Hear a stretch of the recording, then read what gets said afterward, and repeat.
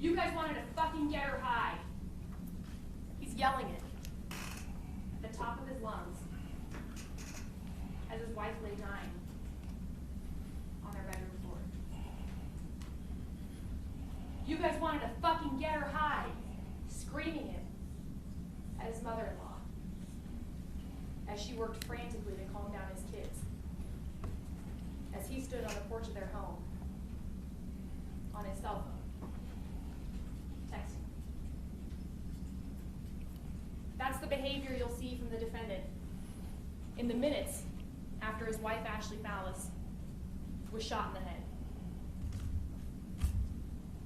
At 12:45 a.m. on January 1st, 2012, just after ringing in the new year with her friends and family, Ashley Fallis is at the porch of her home saying goodbye to her parents, her aunt and uncle, her cousin, shrugging her shoulders about the outburst that they had just seen from him, storming into the master bedroom and slamming the door behind him. She's giving him hugs and kisses before they leave for the night. And 5 short minutes later, she lay dying on the floor of that same master bedroom, a bullet through her head.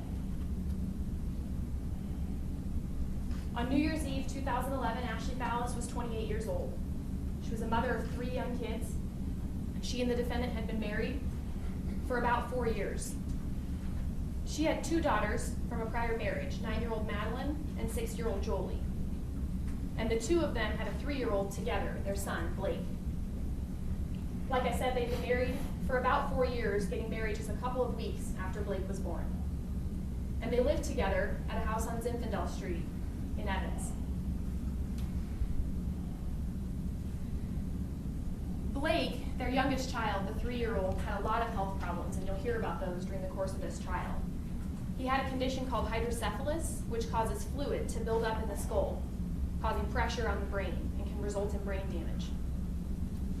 And what you're going to hear the witnesses in this case tell you is that Ashley was very, very involved with Blake's medical condition, seeking out doctor after doctor after doctor, surgery after surgery, to make sure that Blake was well taken care of, to make sure that his future was protected.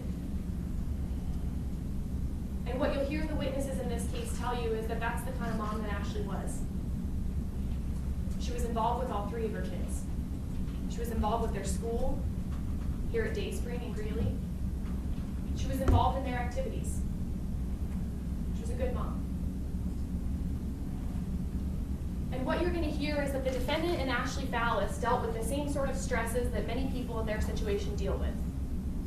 They were young parents of 3 young kids. He worked as a corrections officer at the Weld County Jail, and she was a respiratory therapist. And what you're going to hear is that for a period of time between 2010 and 2011, she had been out of work for a while, and things were tight. He was having to work a lot of overtime to make ends meet, and particularly in light of Blake's medical conditions and the surgeries that they were having to deal with. And what you'll hear him tell you is that it put some stress on the marriage. In his words, it was up and down. Stress because of money, stress because of the medical issues they were dealing with.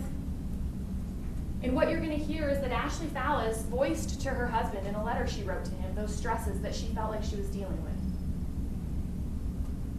But she did what you do in that situation. She went to a doctor, she got help. She was prescribed medication to deal with the anxiety that she was dealing with, medication to deal with her trouble sleeping. And what you're going to hear is that by the late summer of 2011, things were really turning around for them. Blake's medical conditions were really sort of under control for the first time in a long time. And Ashley had a new job. She was working at the Northern Colorado Rehabilitation Hospital out on Highway 34.